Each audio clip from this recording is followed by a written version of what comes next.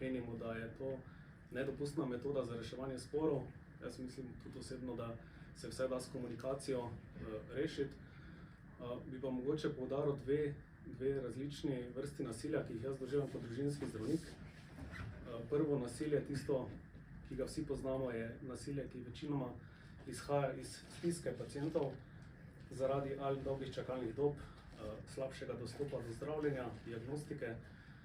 Tu bi rad povedal, da smo tudi družinski zdravniki v izredni stiski, hkrati s pacientom, ker si kot zdravniki želimo za svojega pacienta najboljše, ga poznamo, se tudi navežemo na svoje paciente, poznamo njihove družine, delovanje, socialno okolje in smo tudi mi v stiski hkrati s pacientom. Nikakor pa ne morem razumeti sovražnega govora, ki ga je vedno več, ne samo na družbenih omrežjih, ampak tudi pod članki medijskih objav. To se kar zdi, se bere in mislim, da vpliva zelo slabo na družbeno klimo.